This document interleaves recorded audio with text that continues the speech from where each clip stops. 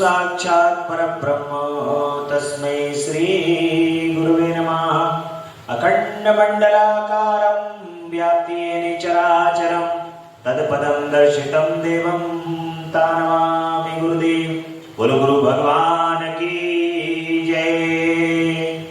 ओम गजाननं भूतगणाधिसेवितं कपित्थजम्बूफलचारुभक्षणम् उमासुतं शोकविनाशकारिकं नमामि विघ्नेश्वरपादपङ्कजं। बोलो गणपति गजानन भगवान की जय। ओम सर्वमंगलमंगले शिवे सर्वार्थसाधिके शरण्ये त्र्यंबके गौरी नारायणी नमस्तुते। शरणागत दीनार्थ परित्राण परायणे सर्वशास्त्र हरे देवी नारायणी नमस्तुते। ओम जगदम्बा मैया की जय। ओम कर्पूर गौरम करुणावतारम संसारिसारं भुजगेन्द्रहारं सदा वसन्तं हृदयारविन्दे भवं भवानी सहितं नमामि। ओम नमः शिवाय। ओम नमः शिवाय।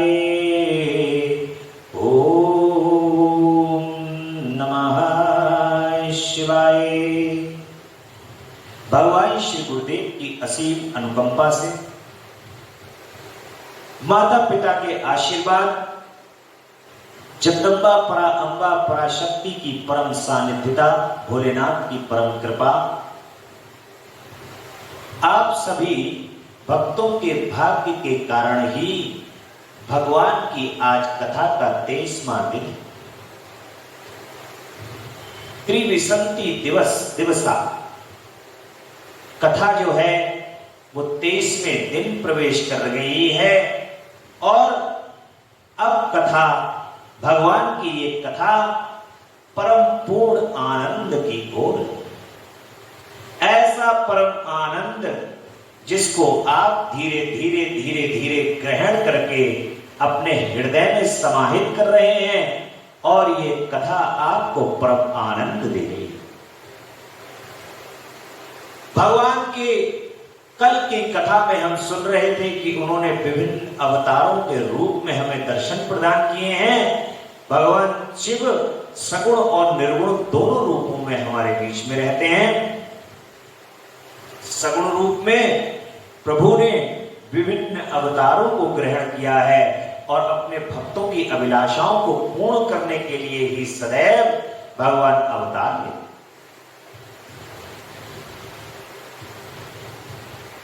आज की कथा में भगवान का नंदीश्वर अवतार होगा और ये नंदीश्वर अवतार भगवान के स्वयं साक्षात अपना भगवान शिव का ये अवतार है।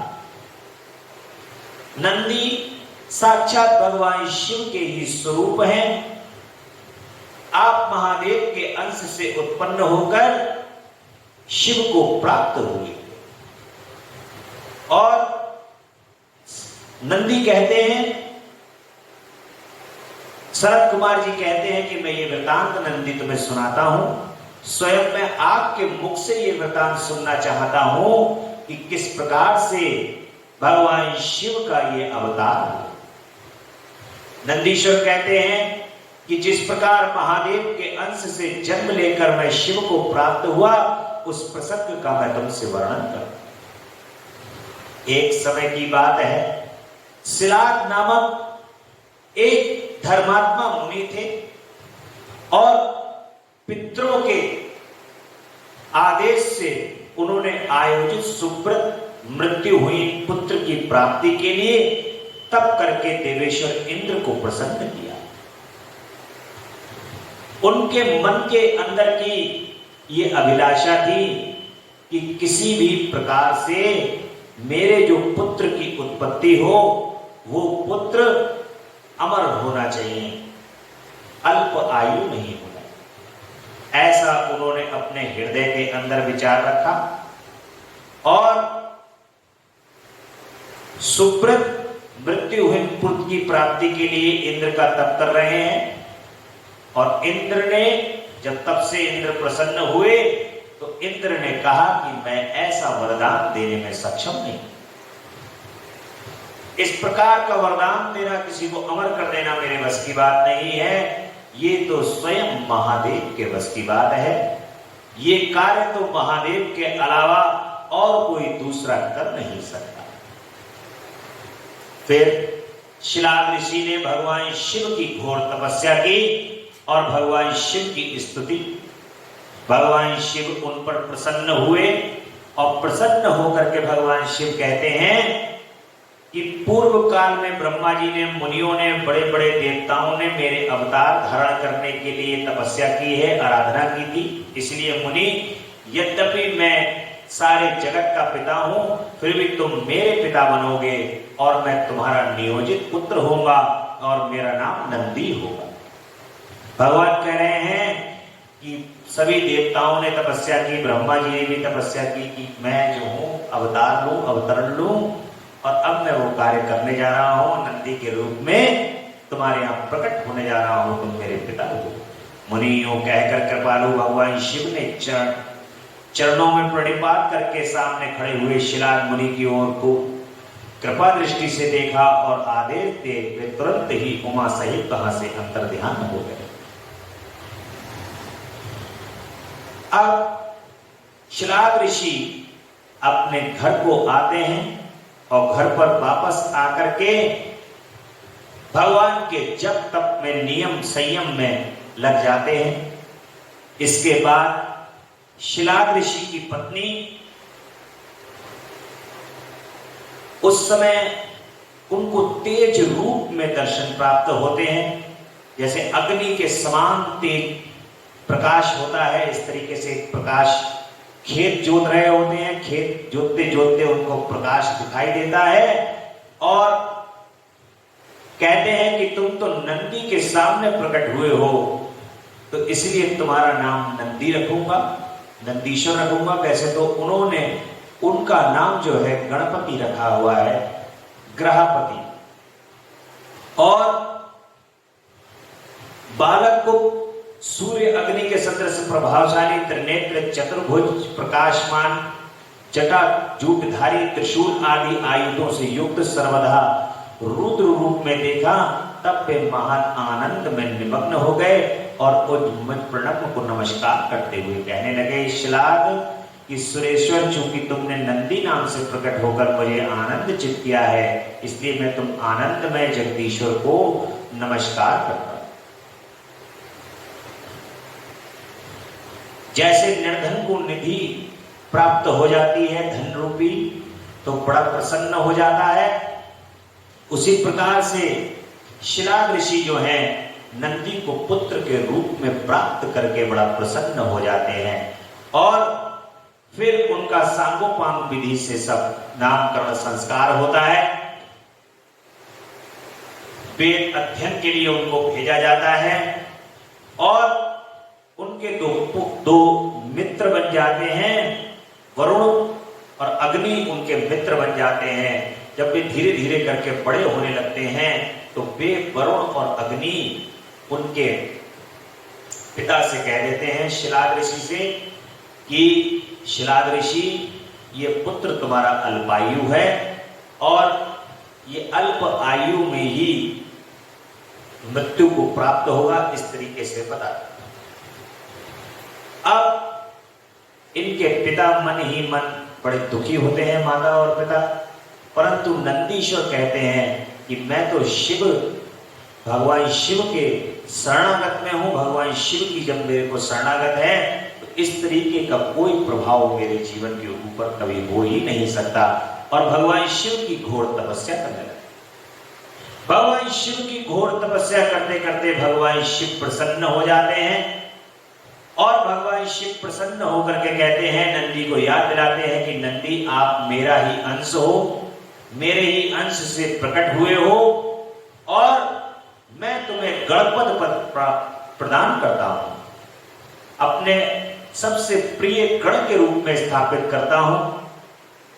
और नंदीश्वर को गण के प्रिय गण के रूप में भगवान शिव अपने पास प्राप्त कर लेते हैं और भगवान कहते हैं कि जब तुम मेरे पास हो तब किसी यम अन्य किसी मृत्यु का तुम्हें मुझसे किसी भी प्रकार का तुम्हारे मन में भय नहीं होना चाहिए, क्योंकि जब तुम मेरे पास हो तो इन सभी भय से तुम मुक्त हो।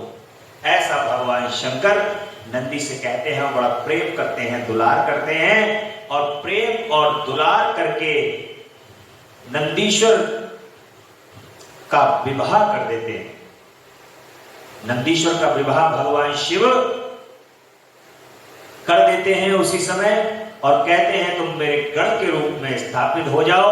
और अपने गण के रूप में वहां पर सभी गणों से कहते हैं कि आज से ये तुम सब गणों के अंदर गणाधीश हैं और सब जितने भी गण हैं वो सब नंदी के अधीन होंगे, ऐसा भगवान शंकर कहते। माता बराबर में जगदम्बा शिवा जो है बराबर में बैठी हुई है, भगवान शंकर के मन ही मन नंदी को देख करके परम प्रसन्न हो रही है और भगवान शंकर से कह रही है कि प्रभु ये तो मेरे पुत्र के समान है और ये जैसा मेरा पुत्र है वैसा ही नंदी है। और नंदी की पत्नी दोनों के लिए माता बड़ा भूरी भूरी आशीर्वाद प्रदान कर रही हैं।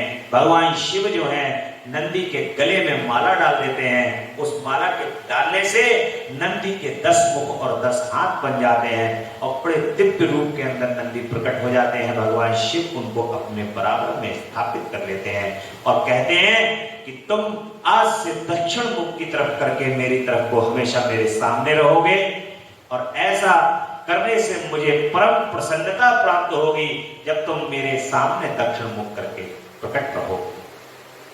भगवान शिव उनको स्थान प्रदान करते और माता कहती हैं कि तुम भी अपना अभिष्ट वर तुम ग्रहण करो, तुम्हारे 3 नेत्र होंगे, तुम जन्म बंधन से और उनकी जो पत्नी होती हैं देवी सुचि, उनको भी माता जो है जगदम्बा आशीर्वाद प्रदान करती हैं और जगदम्बा का तो आशीर्वाद ही होता है ऐसा कि वो अजर और अमर कर देती हैं। माता जी कह रही हैं कि तुम अपना अभिष्ट वर ग्रहण करो, तुम्हारे 3 नेत्र होंगे, तुम जन्म और बंधन से छूट जाओगी और पुत्र पौत्रों से संपन्न रहोगी और तुम्हारी मुझ में और अपने स्वामी में भक्ति बनी रहेगी। इस प्रकार से माँ जो है वो उनकी पत्नी को भूरी भूरी आशीर्वाद प्रदान करती हैं और नंदी को गण का परम पद प्राप्त हो जाता है, अजर और अमरता प्राप्त हो जाती है। बोलो नंदीश्वर महादेव की जय। भगवान का अगला अवतार है काल भैरव का अवतार। ये काल भैरव जो हैं वो काशी में विराजते हैं। काशी में इनके जन्म की जो एक कथा है अवतरण की, उसमें परमेश्वर से उत्तमोत्तर लीला रचाने वाले और सत्पुरुषों के प्रेमी हैं। उन्होंने मार्गशीर्ष मास के कृष्ण पक्ष की अष्टमी को भैरव के रूप से अवतार लिया है। इसलिए जो मनुष्य मार्गशीर्ष मास की कृष्ण अष्टमी को काल भैरव के सन्निकट उपवास करके रात्रि में जागरण करता है वह समस्त पापों से मुक्त हो जाता है। जो मनुष्य अन्यत्र भी भक्ति पूर्वक जागरण सहित व्रत का अनुष्ठान करेगा वह भी महापाप से मुक्त होकर सद्गति को प्राप्त हो। प्राणियों के लाखों जन्मों में किए हुए पाप वे सब के सब काल भैरव के दर्शन से निर्मल हो। जो मूर्ख काल भैरव के भक्तों का अनिष्ट करता है वह इस जन्म में दुख भोग कर पुनः दुर्गति को प्राप्त हो। जो लोग विश्वनाथ के तो भक्त हैं परंतु काल भैरव की भक्ति नहीं करते उन्हें महान दुख की प्राप्ति होती है। काशी में तो इसका विशेष प्रभाव पड़ता है। जो मनुष्य वाराणसी में निवास करते हैं काल भैरव का भजन नहीं करते उनके पाप शुक्ल पक्ष की चंद्रमा की भांति पड़ते हैं। जो काशी में प्रत्येक भैरव बार को कृष्णाष्टमी के दिन कालराज का भजन पूजन करते हैं, उसका पुण्य कृष्ण पक्ष के चंद्रमा के समान क्षीण हो जाए। भगवान शिव जिस पर प्रसन्न होकर विश्वानर मुनि के घर अवतीर्ण हुए थे और शशि मौली के उस चरित्र को तुम प्रेम पूर्वक सुनो। उस समय वे तेज की निधि अग्निरूप सर्वात्मा परम प्रभु शिव अग्निलोक के अधिपति से ग्रहपति नाम के यहाँ पर अवतीर्ण हुए। पूर्व काल की बात है, नर्मदा के रमणीय तट पर नरमपुर नाम का एक नगर था। उसी नगर में विश्वनाथ नाम के एक मुनि निवास करते थे। उनका जन्म सांडिल्य गोत्र में हुआ। वे परम पुण्य आत्मा थे, शिव भक्त थे, ब्रह्म तेज के निधि और जितेंद्रिय थे। ब्रह्मचर्य आश्रम में बड़ी निष्ठा थी। वे सदा ब्रह्म यज्ञ में तत्पर रहते थे और उन्होंने सुचिस्मती नाम की एक सुगणाती कन्या से विवाह कर लिया। वे ब्राह्मणोचित कर्म करते हुए तथा पितरों को प्रिय लगने वाले जीवन बिताने लगे। इस प्रकार से उनका जीवन धीरे धीरे धीरे धीरे जीवन चलता रहा और सुचिस्मती ने कहा कि प्रभु, आज मैं आपसे एक वरदान मांगना चाहती हूं। अपने पति से कहा। उनके पति ने कहा, मांगो, क्या वर मांगती हो? तो उन्होंने कहा कि प्रभु, वही संसार के अंदर लोक कल्याण करने के लिए मैं भगवान शिव के समान पुत्र चाहती हूं। जैसे भगवान शंकर हैं, मेरे भी वैसे ही पुत्र की उत्पत्ति हो। ऐसे जो है सुचिस्मती मुनि से कहने लगे। मुनि कहते हैं कि ये तो वरदान ऐसा है कि जिसको मैं प्रदान नहीं कर सकता। ये वरदान तो भगवान शिव ही प्रदान कर सकते हैं, क्योंकि शिव समान तो कोई होता ही नहीं। भगवान शिव के समान तो कोई संसार में है ही नहीं।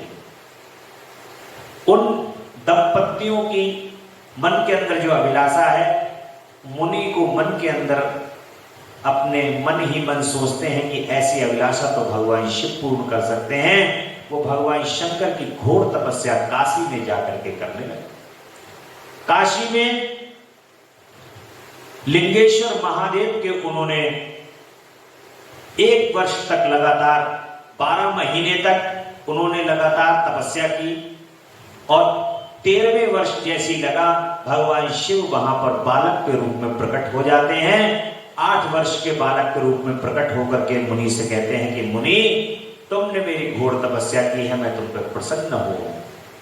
मांगो, क्या वरदान मांगते हो? तो ऋषि कहते हैं कि मुझे प्रभु आपके सदृश पुत्र की प्राप्ति हो। भगवान कहते हैं कि यह संभव नहीं है, कि ऐसा संभव बिल्कुल भी नहीं है कि मैं अवतार ले सकूं या मैं आ सकूं, परंतु भक्त की भावनाओं को तो भगवान पूर्ण करने वाले हैं। और भगवान जो हैं वो विश्वनर की बात को मान करके कहते हैं कि तथास्तु, ऐसा ही होगा, मैं तुम्हारे यहां पर अवतार ग्रहण करूंगा। पवित्र व्रत से तत्पर विश्वनाथ के उस वचन को सुनकर पावन शिशुरूपधारी महादेव हंसकर सुचि से बोले कि सुचि, तुमने अपने हृदय में अपनी पत्नी सुचिस्मती के प्रति जो अभिलाषा कर रखी है, वह निसंदेह थोड़े ही समय में पूर्ण हो जाएगी और सुचिस्मती के गर्भ में तुम्हारा पुत्र होकर प्रकट होगा और मेरा नाम ग्रहपति होगा। मैं परम पावन एवं समस्त देवताओं के लिए प्रिय होगा। जो मनुष्य 1 वर्ष तक शिव जी के सन्निकट तुम्हारे द्वारा कथित इस पुण्य में अभिलाषक स्तोत्र का 3 काल तक पाठ करेगा, उसकी सारी अभिलाषाएं पूर्ण होकर दूंगा। और इस स्तोत्र का पाठ पुत्र, पौत्र और धन का प्रदाता है, सर्वथा शांति कारक, सारी विपत्तियों का विनाशक है, स्वर्ग और मोक्ष संपत्ति का कर्ता तथा समस्त कामनाओं को पूर्ण करने वाला। निसंदेह ये अकेला ही समस्त स्तोत्रों के समान है। नंदीश्वर कहते हैं कि मुनि इतना कहकर बाल रूपधारी भगवान शंभु वहां से अंतर ध्यान हो गए और सुचिस्मती के गर्भ से प्रकट हो गए और ब्रह्मा जी द्वारा बालक का सारा संस्कार कर दिया जाता है। भगवान जन्म ले लेते हैं और ब्रह्मा जी उनका सारा संस्कार करते हैं, नामकरण संस्कार। और नामकरण जब संस्कार होता है तब भगवान ब्रह्मा जी उनका नाम गृहपति रख देते हैं नाम, और नारद जी इतने में आ जाते हैं। थोड़े दिनों तक जब पलता है बेटा, नारद जी थोड़े दिनों के बाद घूमते घूमते वहां पर आ जाते हैं और उनके पिता से कहते हैं कि ये तो इसकी जो आयु है, इसकी आयु 9 वर्ष है, जैसा कि इसके मुख से मुझे दिखाई दे रहा है। गृहपति कहते हैं, उनके माता पिता कहते हैं कि बिजली के गिरने से, बिजली गिरेगी ऊपर से और बिजली के वज्रपात होने से इसकी मृत्यु होगी। अब वज्रपात होने से मृत्यु होगी, ये समाचार सुनकर उनके माता पिता जो है बड़ा दुखी हो जाते हैं, शोकाकुल हो जाते हैं और दिन रात यही सोचते रहते हैं कि हाय मेरे पुत्र का क्या होगा। भगवान शिव की ये लीला है।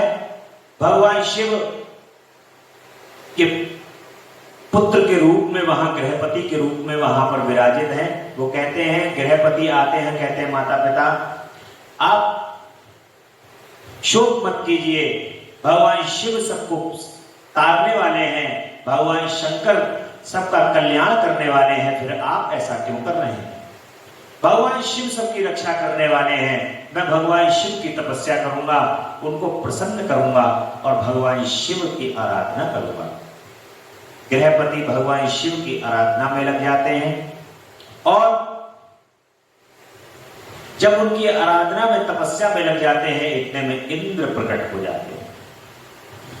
सबसे पहले इंद्र प्रकट होते हैं। इंद्र कहते हैं कि मांगो गृहपति, तुम क्या मांगते हो? तो गृहपति उनका मुख देख करके कहते हैं कि तुम इंद्र जैसे स्वर्ग के राजा से समान दिखाई देते हो। तुम ही हो जिसने अहिल्या के सतीत्व का भंग किया था। तो इंद्र जो है वहां पर ये बात सुनकर के उनका नेत्र क्रोध से लाल हो जाते हैं और क्रोध से लाल हुए नेत्र में इंद्र उन पर वज्रपात कर देते हैं, बिजली गिरा देते हैं। जो ये यहाँ पर नारद जी बता के गए हैं वो घटना यहाँ पर घटित होने लगी है और गृहपति भगवान शिव का आश्रय लेकर के भगवान को याद करते हैं। इतने में भगवान शिव अग्निश्वर लिंगेश्वर के रूप में वहां पर प्रकट हो जाते हैं और गृहपति को अपनी शरण में ले लेते हैं और कहते हैं कि गृहपति तुम्हें डरने की आवश्यकता नहीं है, अब मैं आ गया हूं, इस पर किसी भी प्रकार के वज्र का कोई प्रभाव नहीं होगा। ये तो एक कथा है, कथा के रूप में है, परंतु जो अपने प्रभु पर विश्वास करता है, जो उनके श्री चरण कमल में अपने ध्यान को लगाता है, जो उन पर पूर्ण विश्वास करता है, जिसको पता है कि मेरी नैया जब डूबेगी तो उस नैया को उबारने वाला केवल और केवल एक उंगली भी अगर लगाएगा तो मेरी नैया ऊपर उभर के सामने आ जाएगी। और जो नैया को पार लगाने वाले खिवैया हैं वो मेरे प्रभु, मेरे भोलेनाथ, जिसके मन के अंदर ये पूर्ण विश्वास होता है कि मेरे नाथ मेरे साथ हैं, मेरे प्रभु मेरे साथ हैं, तो उसका कोई कुछ नहीं कर सकता, कोई बाल बांका नहीं कर सकता। परंतु श्रद्धा और विश्वास अपने प्रभु पर होना चाहिए और आपके मन के अंदर और हृदय के अंदर संपूर्ण संसार के कल्याण की भावना होनी चाहिए। आप भगवान की सानिध्यता इस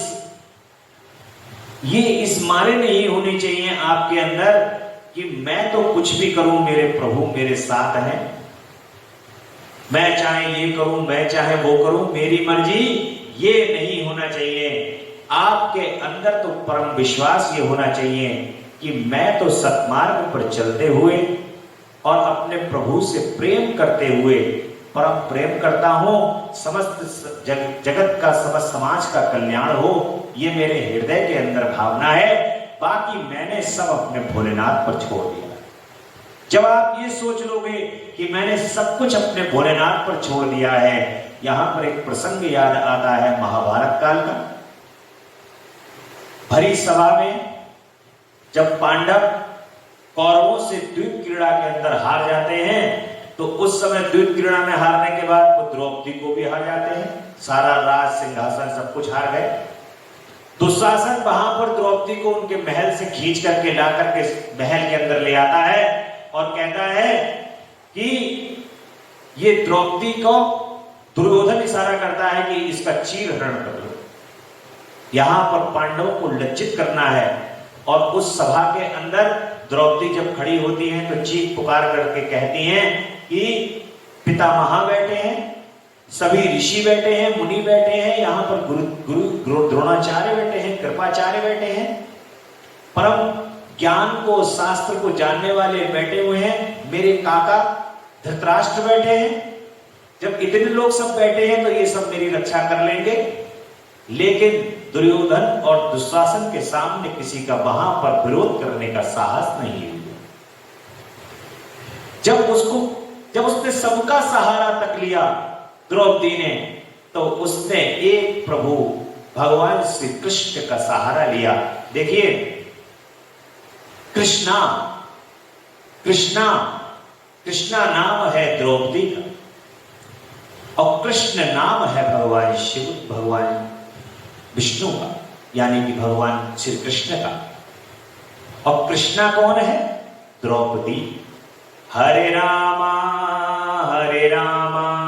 राम राम हरे हरे, हरे कृष्ण हरे कृष्ण हरे कृष्ण हरे कृष्ण कृष्ण हरे हरे।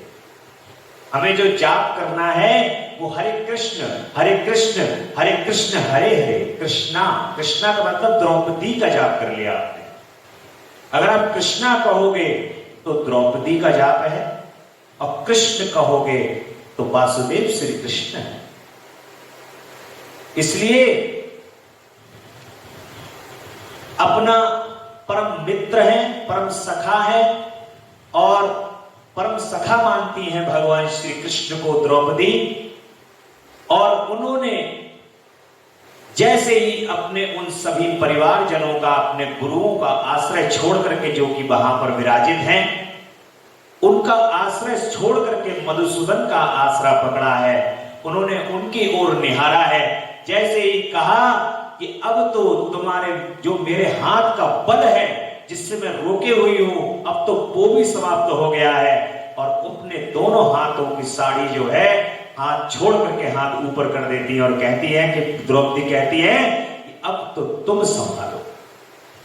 तो भगवान श्री कृष्ण उस भरी सभा में आकर के द्रौपदी के चीर को बढ़ा देते हैं, और इतना चीर बढ़ाते हैं, इतना बढ़ाते हैं, बढ़ाते बढ़ाते दुशासन और दुर्योधन, जो कि बाहुबली हैं, और उसको खींचते खींचते थक जाते हैं, परंतु वो चीर जो है वो पूर्ण नहीं होगा। तो जब तक उसको विश्वास है कि मुझे ये बचा लेगा, वो बचा लेगा, तब तक तो सब बचाने वाले आसरा देखता है। लेकिन जब वो एक आसरा छोड़ देता है कि प्रभु अब आप बचाओ, तो प्रभु को आना ही पड़ता है। जब आप ये आसरा करते हो तो वो आकर के आपके आश्रय को कभी ठुकराते नहीं। देखिए, भगवान आपके मन की भावना, आपकी आशा कभी भगवान ठुकराते नहीं। बस आपके बुलाने की जो भावना है, वो उसके अंदर शुचिता होनी चाहिए, निर्मलता होनी चाहिए। बुलाने के अंदर आपका भाव अच्छा होना चाहिए। जब आप बुलाओगे तो वो क्यों नहीं आएंगे? आप मुझे ये बताओ। लोग कहते हैं भगवान आते नहीं, लोग कहते हैं भगवान आते नहीं, तुम मीरा के जैसे बुलाते नहीं। अच्युतम केशवम कृष्ण नारायणम जानकी वल्लभम कृष्ण दामोदरम। भगवान के आने के लिए आपको मन की भावनाओं को निर्मल रखना होगा। भगवान क्यों नहीं आएंगे? मीराबाई रोज नित्य भगवान को बुलाती है, बाबा रामकृष्ण परमहंस नित्य जगदम्बा को बुलाते हैं और अनन्य अनन्य भक्त नित्य उस वृंदावन की धरती पर भगवान के साथ क्रीड़ा करते हैं, लीला करते हैं। वो बुलाते हैं और भगवान आते हैं, कहते हैं कि प्रभु तुम्हें आना है, भगवान आते हैं। तो ये उनकी लीला है। परंतु आपके मन की यदि निर्मलता है, स्वच्छता है, शुचिता है, तो वो प्रभु क्यों नहीं आएंगे, हमसे नित्य बैठ करके बात करें। और संकट के समय पर, जब संकट होता है, उस समय पर मनुष्य का जो बुद्धि होती है ना, वो केवल उस संकट से निकलने के लिए केंद्रित होती है। उस निकटते हुए केंद्रित बुद्धि पर जब वो कहता है कि प्रभु मुझे बचाओ, तो उसके हृदय के अंदर एकदम निर्मलता होती है, एकदम स्वच्छता होती है। भगवान उस स्वच्छता और निर्मलता का पालन करते हुए तुरंत उसको उस जघन्य जो उसके ऊपर आने वाली आपत्ति होती है उससे बचा करके निकाल के लेके जाते हैं। आप जैसे ही उनको याद करते हो और कहते हो कि हे प्रभु मुझे बचाओ, भगवान उसी समय प्रकट होकर के तुम्हें बचा के निकल जाते हैं। ऐसा हर व्यक्ति के जीवन के अंदर भगवान हर एक के जीवन के अंदर ऐसा करते हैं, सबको निकालते हैं संकट से, और वो संकट हारी, संकट हरण, मंगल मूर्ति रूप, मंगल मूर्ति है, और इसलिए सबको उनके कष्टों का निवारण कराने वाले हैं। ऐसा ही भगवान यहां पर महाकाल के काल भैरव के रूप में कर रहे हैं। और गृहपति को उन्होंने यहां पर आकर के इंद्र के वज्र से बचा लिया है, और इंद्र के वज्र से बचा करके उनको वहां प्रकट जो हुए हैं, भगवान कह रहे हैं मैं आज से अग्निश्वर के रूप में यहां पर स्थापित रहूंगा। जो यहां पर आकर के मेरे पूजा पाठ करेगा, प्रतिष्ठा करेगा, और इस काशी की भूमि में आकर के जो मेरे दर्शन करेगा उसको काल भैरव के दर्शन करना अनिवार्य है, तभी मेरे दर्शन पूर्ण माने जाएंगे। क्योंकि जो काल भैरव के दर्शन नहीं करेगा और केवल काशी विश्वनाथ के दर्शन करेगा, तो काशी विश्वनाथ के दर्शन का फल उसको प्राप्त नहीं है। इसलिए काशी पहुंच करके काल भैरव के दर्शन करना अति आवश्यक है, अनिवार्य है। और भगवान उनको अपना गढ़ बना लेते हैं और कहते हैं कि तुम काशी के अंदर स्थापित हो जाओ मेरे कोतवाल के रूप में, और काशी का कोतवाल बना दे। इस प्रकार से जगदम्बा भगवान शिव के साथ वहां प्रकट होकर के काल भैरव को नाना प्रकार के वरदानों से सुसज्जित कर देती हैं, और उन वरदानों से सुसज्जित होकर के काल भैरव काशी के अंदर स्थापित हो जाते हैं। और आज काल भैरव समस्त लोक के कल्याण को कर रहे हैं। और भगवान श्री काल भैरव के श्री चरण कमल के अंदर प्रार्थना है कि प्रभु इस घोर कलयुग में समस्त अपने भक्तों का कल्याण करो। जिन भक्तों ने आपके दर्शन कर लिए हैं उनका भी, और जो भी वंचित रह गए हैं उन सभी का कल्याण करो। ऐसा भगवान ने यहां पर अवतार काल भैरव के रूप में लिया है। अब भगवान शिव ने महाकाल के रूप में अवतार लिया है, और अगला जो भगवान का अवतार है उपासना खंड में महाकाल का है, जो कि 10 अवतार हैं। भगवान के इन अवतारों को सुन लो, क्योंकि इन 10 अवतारों को जब सुनोगे तो परम कल्याणकारी ये 10 अवतार हैं भगवान के। इनमें भगवान का पहला अवतार महाकाल के नाम से प्रसिद्ध है, जो सत्पुरुषों को भोग और मोक्ष प्रदान करने वाला है। उस अवतार की शक्ति भक्तों को मनोवांछित पूर्ण करने वाली जगदम्बा है, उनका नाम है महाकाली। ये 10 महाविद्याएं हैं और 10 रुद्र हैं। 10 रुद्रों के साथ 10 महाविद्याएं इस समस्त संसार के कल्याण के लिए प्रकट हुई हैं। इनका स्मरण मात्र कर लेने से ही, 10 रुद्रों का और 10 महाविद्याओं का स्मरण कर लेने से ही घोर से घोर कष्ट के अंदर घिरा हुआ व्यक्ति भी बाहर निकल जाता है। जो केवल इनका स्मरण कर लेता, पूजा पाठ करना तो बहुत दूर की बात है, केवल स्मरण ही जो कर लेगा वो भी सारे पापों से दूर होकर के अपने मनोवांछित फल को प्राप्त कर लेगा।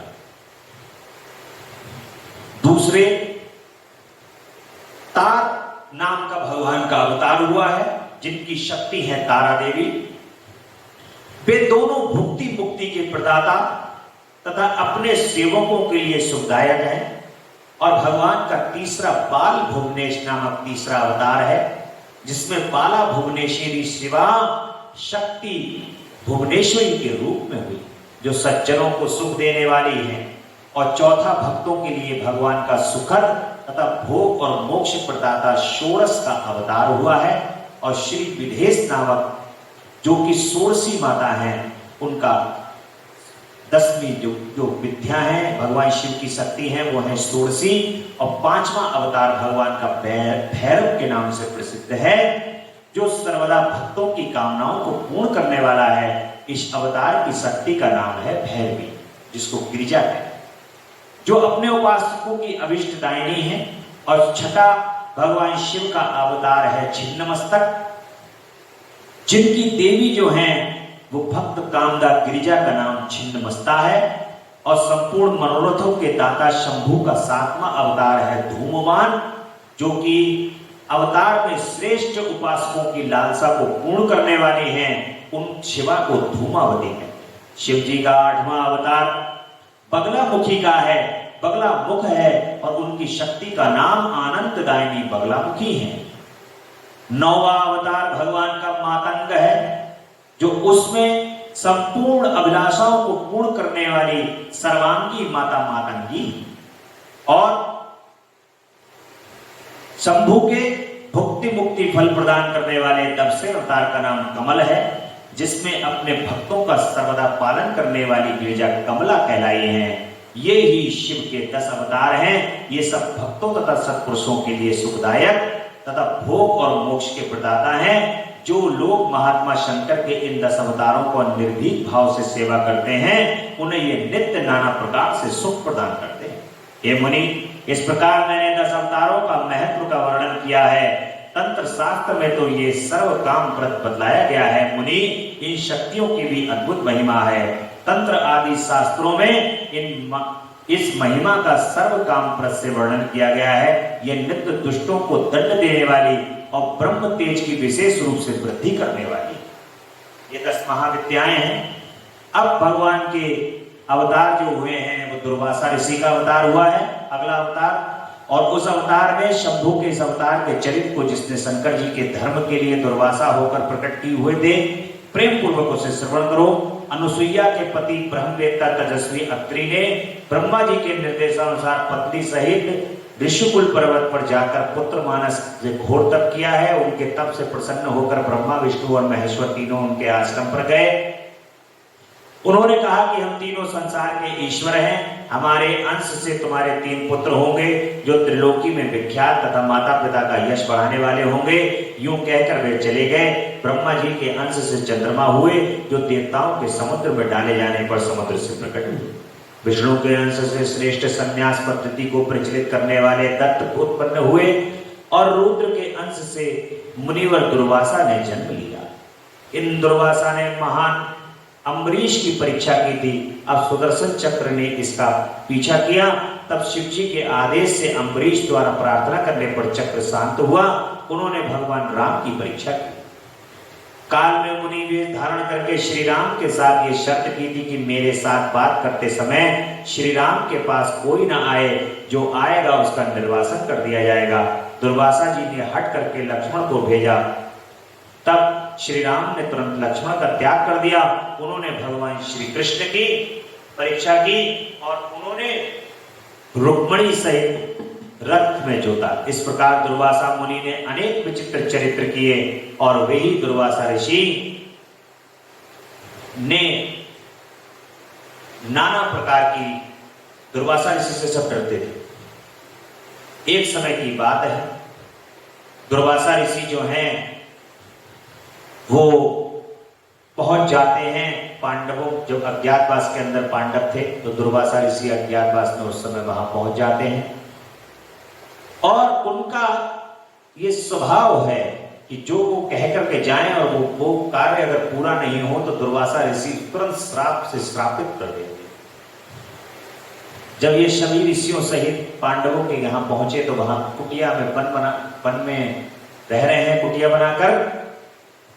ये पांडव दुर्वासा ऋषि ने याचना की तो देखा जैसी द्रौपदी ने दुर्वासा ऋषि आए हैं।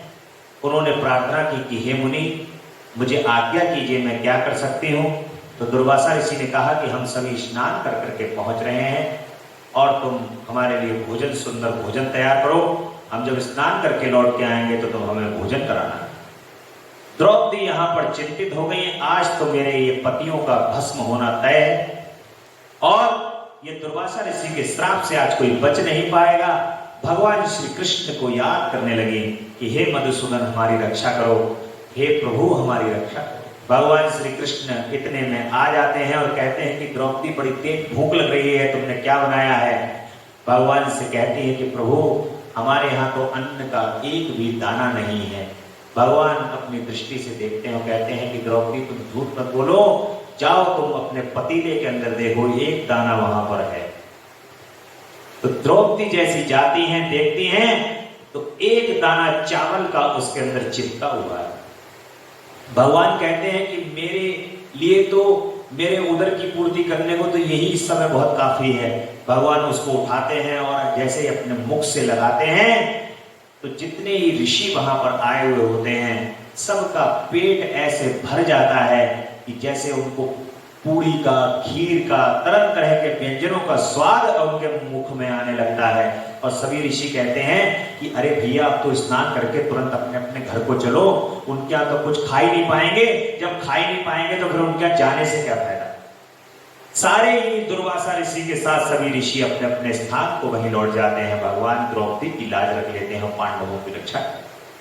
ऐसे हैं दुर्वासा ऋषि जो कि भगवान ने दुर्वासा के रूप में अवतार लिया है। भगवान शिव ने, अब भगवान शिव ने यहाँ पर अंजनी के यहाँ पर पुत्र के रूप में जन्म लेने वाले हैं श्री हनुमंत जी महाराज।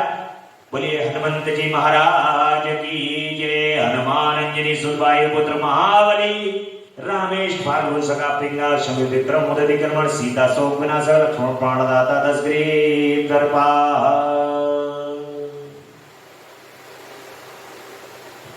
बाल समय रवि भक्ष लियो तब तीनों ही लोग भयो अंधियारो।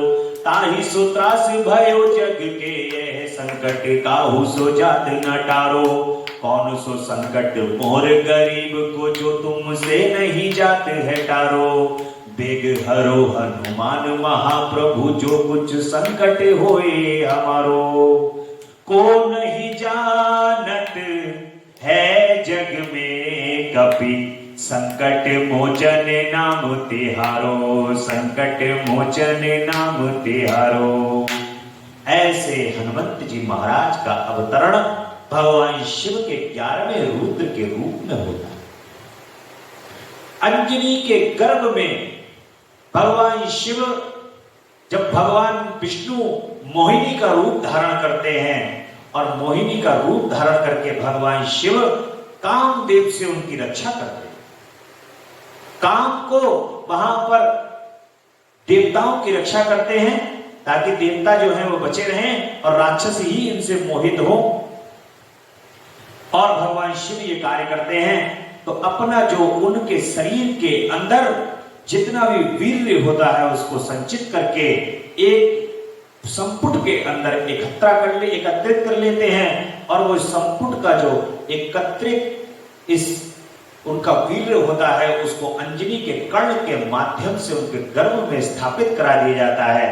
उसी से हनुमत जी महाराज की उत्पत्ति होती है, हनुमान जी महाराज की उत्पत्ति। और हनुमान जी महाराज की बाल लीलाएं बड़ी ही विचित्र हैं। भगवान राम के काज के लिए उनको वो अंजनी को उस समय का इंतजार है कि भगवान राम के काज के लिए उनको जन्म दिया जाएगा। भगवान शिव ने आज्ञा की है कि मेरा ये स्वरूप, ये अवतार भगवान राम के सन्मुख जब होगा, जब भगवान राम प्रकट होंगे। भगवान राम भगवान शिव के हृदय में रहते हैं और सेवक के रूप में उनको भगवान राम के सन्मुख आना है। राम कहने से, राम लिखने से, राम बोलने से, राम का स्मरण करने से भगवान शिव प्रसन्न होते हैं। बोलो रामा रामा राम हरे राम राम राम, बोलो रामा रामा राम हरे राम राम राम, बोलो रामा रामा राम हरे राम राम राम, बोलो रामा रामा राम हरे राम राम राम, बोलो रामा रामा राम हरे राम राम राम, बोलो रामा रामा राम हरे राम राम राम, बोलो रामा रामा राम हरे राम राम राम। तो राम राम राम करने के लिए हनुमत जी महाराज की उत्पत्ति हुई है, उन्होंने अवतरण प्राप्त किया है। भगवान श्री राम का कोई भी कार्य हनुमान जी के बगैर संपन्न नहीं हो सकता और भगवान राम को हनुमान के बगैर कोई चैन नहीं है, इसलिए दिन रात हनुमान जी को याद करते। एक भक्त ने पूछा भगवान से कि प्रभु आप बताइए कि आप सबसे ज्यादा आप किसको प्रेम करते हैं? भगवान ने कहा कि सबसे पहले तो तुम ये पूछो कि मुझे सबसे ज्यादा प्रेम और याद कौन करता है, दिन रात मेरा नाम कौन लेता है? तो स्वयं भगवान ही इस बात का उत्तर दे सकते हैं। भगवान ने स्वयं कहा कि मुझे दिन रात जो याद करते हैं वो मेरे नाम का स्मरण करने वाले हैं, वो हैं नारद जी।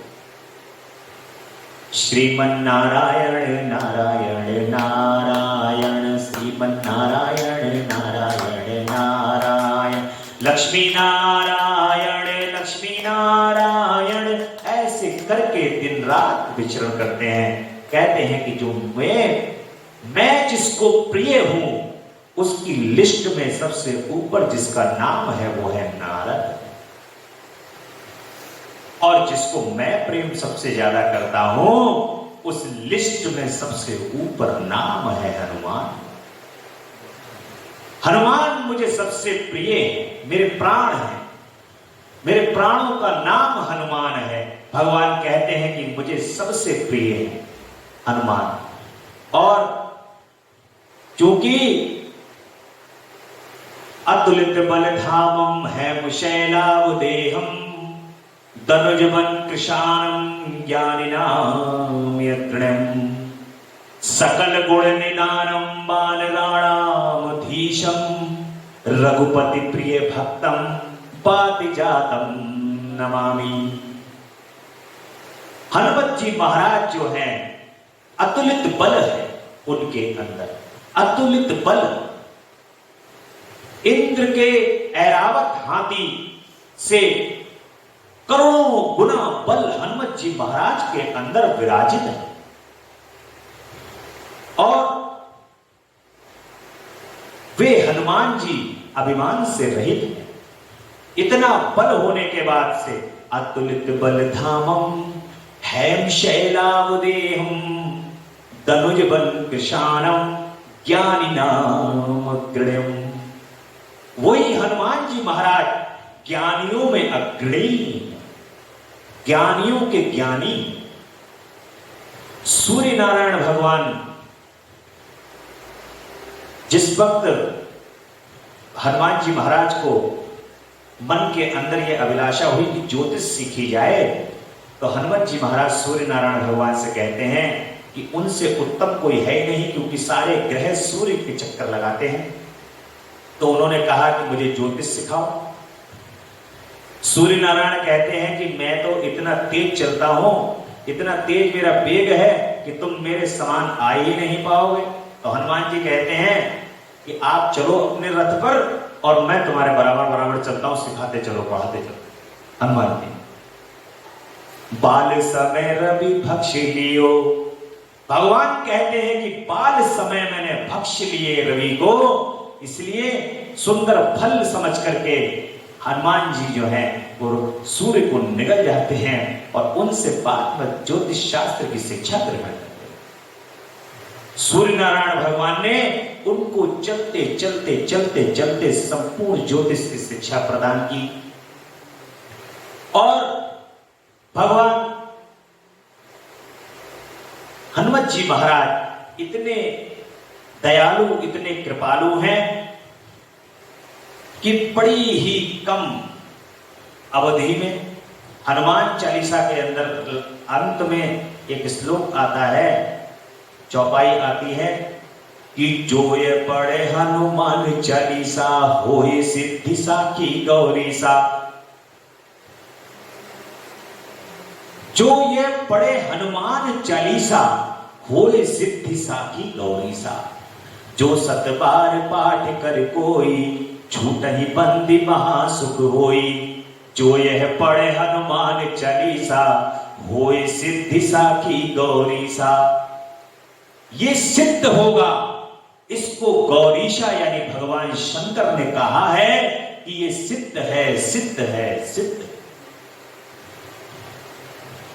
जो सतबार पाठ कर कोई, यानी कि हनुमान जी के जो 100 बार पाठ करता है, वो हनुमान जी उसको बड़े ही निर्मलता से दर्शन प्रदान करते हैं, उस पर परम कृपा करते हैं।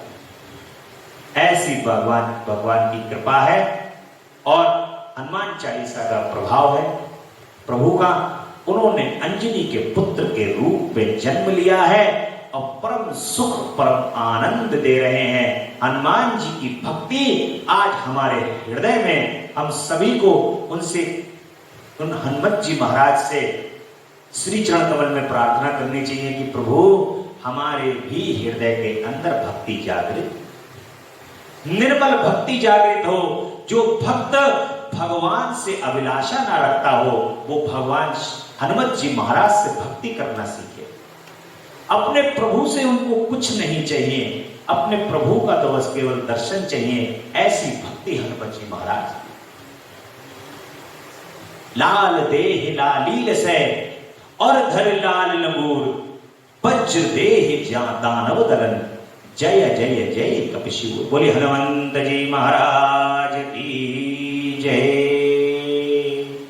तो सुंदर प्रसंग आपने यहां पर सुना और इसी प्रकार से भगवान का पिंपलाद का अवतार हुआ है और उसके प्रसंग में दधीची मुनि ने दधीची से उनकी अस्थि लेने की याचना की गई है। दधीची से जब इंद्र का जो वज्र है वो दधीची की हड्डियों से बना हुआ है और देवताओं के कल्याण के लिए, लोक के कल्याण के लिए जब सभी ब्रह्मा जी भी स्वयं पहुंचते हैं दधीची के पास और उनसे याचना करते हैं कि ऐसा कार्य आन पड़ा है कि आपकी हड्डियों की आवश्यकता है, वज्र चाहिए, तो उनकी आज्ञा को मान करके दधीची अपनी हड्डियां प्रदान कर देते हैं लोक कल्याण के लिए। तो ऐसे तो हमारे ऋषि मुनि हैं, हमारे ऋषियों ने, मुनियों ने जो तप किया है, जिनसे हमारी उत्पत्ति हुई है, हम लोग उन्हीं की संतानें हैं।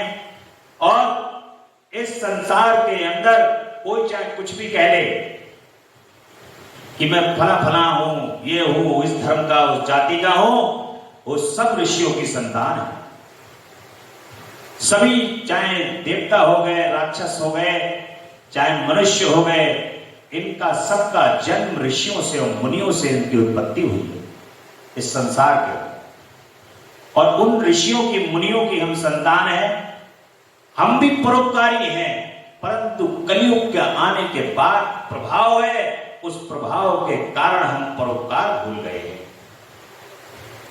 दधीची ने अपनी हड्डी देकर के समस्त संसार का कल्याण किया और जो ऋषियों ने आपको ग्रंथों के और वेदों के रूप में, पुराणों के रूप में, जो आपको शास्त्रों के रूप में लिख करके जो दे गए हैं, वो आपके लिए परम कल्याणकारक है। इससे बढ़िया कोई औषधि नहीं है, इससे बढ़िया कोई ग्रंथ नहीं है। आपके ग्रंथों को, आपके वेदों को पढ़ करके विदेशियों ने विजय भारत हासिल कर ली है और वो सर्वांगीण हो गए हैं दुनिया के अंदर। जो वेद और शास्त्र जिनका पालन आप नहीं करते हो, जिनको आप पढ़ते नहीं हो, जिनको देखते नहीं हो, उसके कारण आपकी दीन दशा ये दीन को प्राप्त हुए हो, वो वही कारण है कि आप वेद पुराण और शास्त्र भूल गए, उन पर चलना भूल गए हो। भारत के लोग, भारत के निवासी उन वेद शास्त्रों का पालन किया करते थे, उन वेद शास्त्रों के हिसाब से जीवन जिया करते थे, उन वेद शास्त्रों का पालन करते हुए अपने जीवन को उद्धरित करते थे और संपूर्ण संसार के अंदर विश्व गुरु के रूप में स्थापित थे। वही वेद और वही शास्त्र हैं, वही वेद और वही शास्त्र आपके अध्ययन कर रहे हैं, वो इंग्लिश के अंदर ट्रांसलेट हो गए हैं, लोग अंग्रेजी में उनको पढ़ रहे हैं, और हिंदी और संस्कृत के अंदर जो वेद, जो सरल भाषा जो आपकी है, आप जिसको जान सकते हैं, उस भाषा को समझ करके आप उसको हिंदुस्तानी होकर के नहीं पढ़ रहे हैं, भारतवासी होकर के नहीं पढ़ रहे हैं, तो आपकी जो विद्या है उसको चुरा करके एकलव्य की तरह कोई दूसरा शिष्य ले गया है। इसलिए अपने वेदों को और पुराणों को, शास्त्रों को आत्मसात करके अपने ऋषियों का सम्मान करो। हम और ये याद करो कि हम ऋषियों की, उन्हीं ऋषियों और उन्हीं मुनियों की संतानें हैं, उन्हीं ऋषियों से हमारी उत्पत्ति है, उन्हीं के हम वंशज हैं। ये हमें सोचना चाहिए, ये विचार करना चाहिए। उस विचार को करते हुए ही हम सब संपूर्ण जगत का जो कल्याण करने की भावना है, देखिए बाहर विदेश के लोग जो है ना, बाहर विदेशी लोग हैं, वो उनके अंदर जो भावना है भारत से ज्यादा उनके अंदर उदार भावना नहीं हो सकती। भारत के लोग जितने उदार भाव के होते हैं, उतना उदार भाव का और कोई विदेश में नहीं हो सकता। वहां तो क्रूरता निवास करती है। हम जो सीखेंगे उससे उदारता पैदा होगी, संपूर्ण समाज का कल्याण होगा। तो अपने जो संस्कृति है, जो अपना वेद है, शास्त्र है, पुराण है, जो अपनी पूजा पद्धति है, जो अपने प्रभु हैं, अपने भगवान हैं, उनको आप कदापि ना अपने से दूर जाने दें, उनसे आत्मसात होइए। ये इस भगवान के श्री चरण कमल में आसरा रख करके आपसे ये पुराणों के माध्यम से, इन शास्त्रों की ऐसी कृपा है, इन शास्त्रों की ऐसा आशीर्वाद है कि आपको परम कृपा प्राप्त होगी, भगवान की परम उनकी सानिध्यता प्राप्त होगी। इसलिए भगवान के यहाँ पर नाना प्रकार के अवतार हुए हैं। भगवान का यतिनाथ अवतार हुआ है, हंस का अवतार हुआ है, और भगवान शिव का एक अवतार हुआ है कृष्ण दर्शन के नाम से, जिसमें भगवान श्री कृष्ण ने कृष्ण के दर्शन किए हैं। और उसके अतिरिक्त अवधेश्वर अवतार हुआ है भगवान का अवधेश्वर अवतार, और भगवान भिक्षु वर्यावतार हुआ है। राजकुमार और द्विज कुमार दोनों पर भगवान ने ये अवतार लेकर के इन पर कृपा की है। इसके अवतार अलावा भगवान शिव का सुरेश्वर अवतार हुआ है। उपमन्यु की तपस्या, और उन्होंने जो भगवान की तपस्या की है उससे वर की प्राप्ति की है, यहाँ पर उपमन्यु का वर्णन आया है। और शिव जी का किरात का अवतार हुआ है, भगवान ने किरात के रूप में यहाँ पर अवतार लिया है, अवतरित किया है। और मूक नामक दैत्य का शूकर रूप धारण करके अर्जुन के पास भगवान शिव आ जाते हैं, और शिव जी का किरात के वेश में प्रकट होकर के और अर्जुन को किरात वेशधारी शिव द्वारा उस दैत्य का वध कर देते हैं भगवान। ये भगवान का किरात का अवतार है, यहाँ पर वर्णन आता है। और भगवान अर्जुन जो है वो भगवान से किरात के रूप में दर्शन करते हैं। इस प्रकार से भगवान के यहाँ पर सभी अवतारों का वर्णन आया है। और अब बड़ा ही मनोरम यहाँ पर भगवान का प्रसंग प्रारंभ होने वाला है। वो प्रसंग है, कल बड़े विस्तार से इसको सुनेंगे। भगवान के अगली जो रुद्र संहिता है यहाँ पर भगवान की विश्राम लेगी, और कल से हम लोग कोटि रुद्र संहिता को प्रारंभ करेंगे प्रभु की, और 12 ज्योतिर्लिंगों के भगवान के और उपलिंगों के दर्शन करेंगे, विस्तार पूर्वक उनकी महिमा सुनेंगे। क्योंकि यदि शिव पुराण की आपने कथा की है और भगवान के केवल ज्योतिर्लिंगों की कथा ही आप अगर उनको सुन लें, तो आपको पूर्ण कथा का फल प्राप्त होगा। कल हम भगवान के ज्योतिर्लिंगों की कथा को बड़े आनंद से, बड़े विस्तार से सुनेंगे। बोले शंकर भगवान की जय, महामृत्युंजय भगवान की जय। बोले हर हर महादेव, हर हर हर महादेव, शिव शंभु कैलाशपति। तेरा पल पल बीता जाए, मुख से जप ले नमः शिवाय, ओम नमः शिवाय, ओम नमः शिवाय, ओम नमः शिवाय, ओम नमः शिवाय। मुसाफिरी जब पूरी चलने की मजबूरी होगी, मुसाफिरी जब पूरी होगी चलने की मजबूरी हो, अवसर खाली न जाए, मुख से जप ले नमः शिवाय, ओम नमः शिवाय, ओम नमः शिवाय, ओम नमः शिवाय, ओम नमः शिवाय। नमः शिवाय, नमः शिवाय, नमः शिवाय, नमः शिवाय, नमः शिवाय, नमः शिवाय, नमः शिवाय, नमः शिवाय। पल पल बीता जाए, मुख से जप ले नमः शिवाय, तेरा पल पल बीता जाए, मुख से जप ले नमः शिवाय, ओम नमः शिवाय, ओम नमः शिवाय, ओम नमः शिवाय, ओम नमः शिवाय। बोले जगदम्बा